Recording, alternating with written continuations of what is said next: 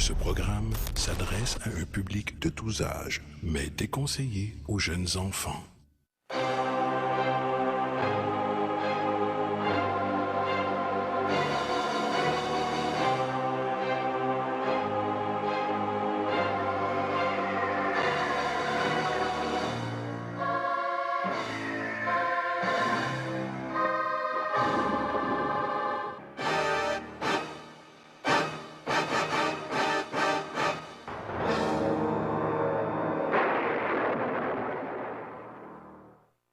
I've been accused by some of the critics of not having a style of any kind. You know, there isn't a Robert Wise film. My answer to that is my own personal justification for there maybe not being a Robert Wise style per se, is the fact that I've done so many genres, and that I approach each genre in the cinematic style I think is right for it.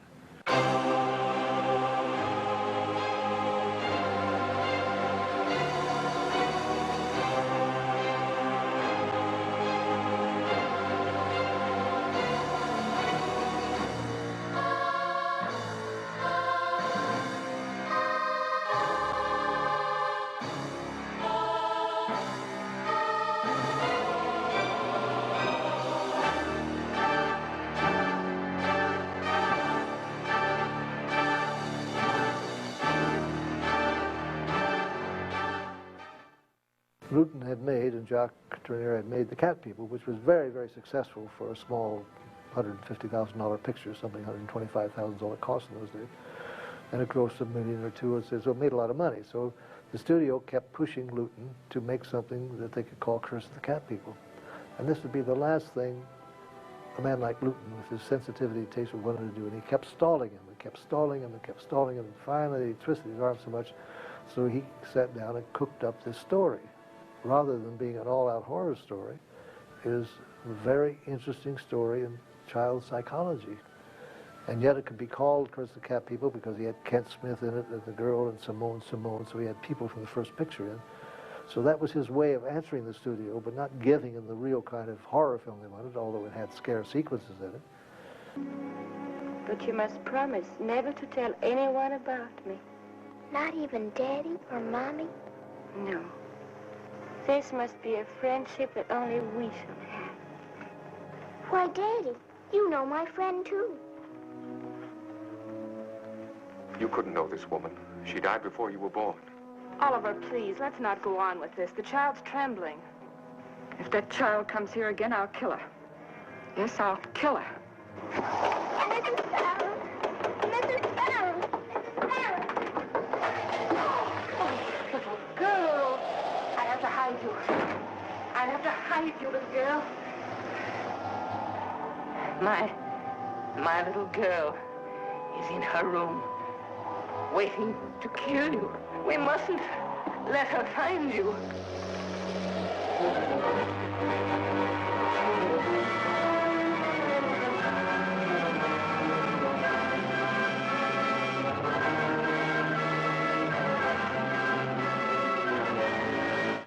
It's so interesting. We ran the picture after it's all done for child psychologists and teachers groups, and they all loved the picture, but they all came back and said, "But what's it doing with that awful title?" It says it's too sensitive a picture to have that awful title. Well, that's what started the thing, was the awful title. They wanted something called Curse of the Cat People, and so Luton gave them one. That was the mark of the man. Val had been a writer. He had been a newspaperman in New York, in the New York World. He had written 5 or 6 swashbuckling novels before he was even 20. And then he had been, before he came over to RKO, a story editor for David O. Selznick. And he was brought in to RKO to start what became known as the Luton unit, a new psychological horror film, where you played not so much on the scare and the monsters as on the unseen things. That Luton's whole thesis was, what he played on, he said that the greatest fear that people have is fear of the unknown, you know. What's that noise back there? You see that in the shadows over there? That kind of thing, where you can't see, kind of know what it is. Across the centuries comes this exciting story of a modern girl cursed by an ancient legend.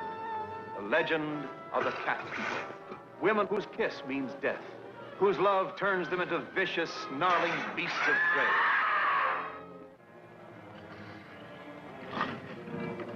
I don't think there was a single picture of his that was made in which he did not do the final shooting script. But he would never take any credit for it himself on his name. Finally, when we got to The Body Snatcher, Philip MacDonald had done the screenplay, was the writer of credit, but Val had done so much work on the final draft that the Writers Guild decided somebody else's name had to go up there with Philip MacDonald. So when you see Philip MacDonald and Carlos Keith, that's Val Newton. That was one of his pen names he used when he was doing the novels. He was very vitally interested in all aspects of his film, the look of the film, the sets, the dressing, the photography, the casting, costumes, everything. But never in any sense trying to take over for the director, or always, you didn't feel like he was always looking over his shoulder, seeing what you were doing. He was most supportive of the directors, most supportive. I'll never forget once I was on Body Snatcher, and I was running a little behind. And Val used to always run the rushes at noontime or after lunch with the executives. Then he'd come down and give a report, and I would see him at night. And I remember this one day he came down and told me he'd seen the rushes, and they said, they told me to tell you, you're getting behind, you better pick it up. I just saw the rushes, they're great, make your picture. That was the kind of man he was. I only did the 3 pictures with him. I did Curse of the Cat People, and then Mademoiselle Fifi, which was not one of the horror films, and then, of course, The Body Snatcher, which was the best film I did with him. We had been planning another film, a small film to be done in color, and then it kind of didn't go anyplace, and I got off into other projects, and I never got back with him.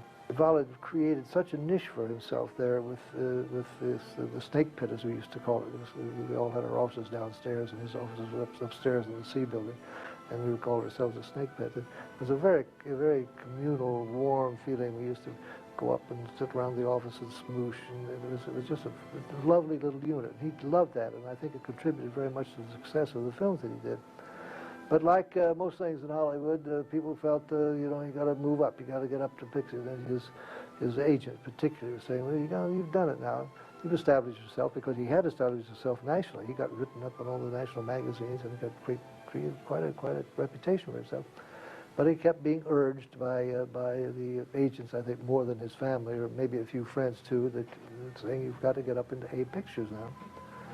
So he, when his contract was up at RKO, he left to go to Paramount. Did one picture there, one bigger picture, name picture, and it was not successful at all. And he left Paramount. That was the one picture, as I recall, that he did there. Then he went to MGM and had one more picture there. I think Deborah Carr starred in that, if I'm not mistaken, and it was, once again, was not successful. And they let him go. And then Stanley Kramer had a company that he had formed over at Universal, and Stanley had signed him to come over and produce with his company, because he had such respect for Val. And about the time Val was ready to report, he had another serious heart attack and died. And I think it was aggravation and frustration, possibly part of it, of what had happened to his career since he left RKO, that might have helped aggravate that condition and bring on that heart attack. He was only 46 when he died. We're all subject to certain timing and breaks in the properties that come along our way, and it happened to be we're contacted about, or something that we find. One big break for me was West Side Story. You know, that made a big change in what I was doing. I was very well established as director then. I think well enough thought of. I'd had my first Academy nomination for direction with I Would Have Lived in '58. But I think a big step forward was West Side Story, which was just brought to me. I was in New York finishing up Odds Against Tomorrow when Harold Murish called me and asked me if I'd like to do West Side Story, right out of the blue.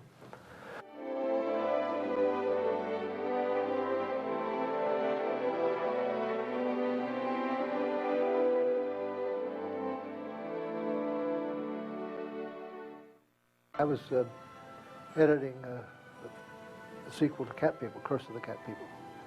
I had been asking the studio for a chance to direct one of the B pictures, and while waiting, I was editing this film, and the director, whose first feature film it was, Gunther Fritz, got way behind schedule. Gunther had been a fine documentary filmmaker, but this was his first feature, and they weren't dissatisfied with his work, but they just couldn't seem to make him understand that these were low-budget, short-schedule films, and they kept pushing him and telling him he had to pick it up, and finally, he had used his whole schedule up and only shot half the script. So I was called in at noon. Those days we were shooting 6 days a week. I was called in at noon to go over across the street to Lucy's restaurant to meet Val Luton, who was a producer, and Sid Rogel, who was the executive producer of the B unit. And they simply said to me, "You've been wanting a chance to direct, and here's it. We're going to have to take Gunther off the film, and we want you to take over." Of course, I was thrilled, but I had showed just a moment of hesitation because I was scheduled to go back that very night and work with Gunther on the set. Because I say we were shooting 6 days a week, and he was going to shoot that night, Saturday night. He had some special effects things that were going to be there, and he thought it would be good if the editor were there. And I felt a little awkward about going back and working with him, knowing I was going to be taking over on Monday. So I showed just this little bit of hesitation. And Rogel, who was not a man ever to mince words, said simply, "Well, listen, Bob, he's not going to be there Monday morning to direct the film. Now, somebody else is going to be there. It could be you or somebody else, but he's not going to be there. What's it going to be?" And I said, "I'll be there, of course." And so I had only the weekend to sweat it out about my first directorial job. Another thing Luton did, and he taught me something, I have not been able to use it all the time, to draw on some of the old masters and the artists. He was a great eye. He would keep an eye on the stages all around the studio. In those days, if you had a big interior of a house set, you know, big one, it would be left as what they called a standing set. He left on the stage for several years, and different companies would go in and change it, repaint it, change some of the conformation, but not have to build a whole new set, big set. And he would watch for those things. When it came time to do The Body Snatcher, he remembered that old Hunchback of Notre Dame set out on the RKO Ranch. So all of Edinburgh that we shot ourselves was all pieces and bits and pieces of the old Hunchback of Notre Dame set, but it gave us marvelous production values.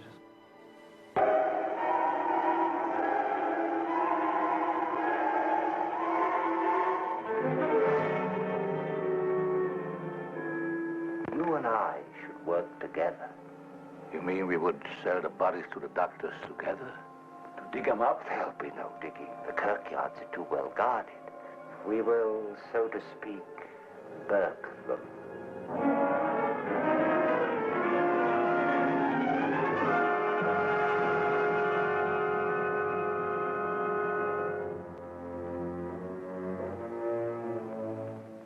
We can't be sure of that. I'm sure, and I mean to report it. It's like Burke and Hare all over again. That is.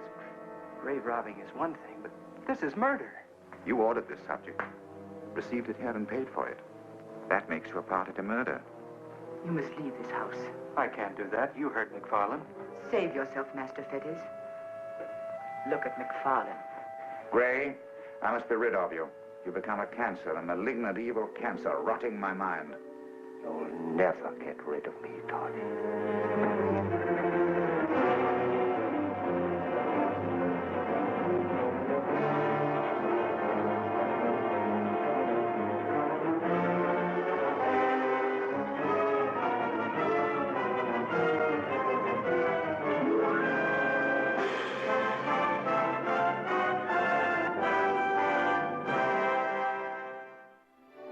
Boris was marvelous to work with. He was just the opposite of what he appeared on the screen as a monster. He was a very well-educated man of breeding and taste and quiet and a real gentleman.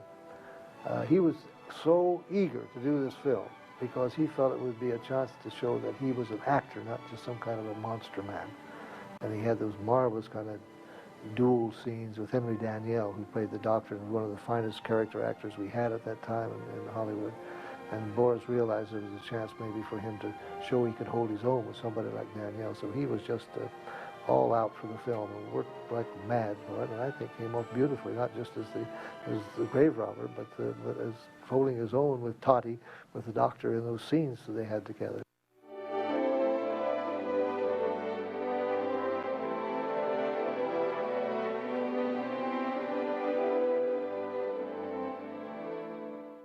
We bring you this special radio television broadcast in order to give you the very latest information on an amazing phenomenon. The arrival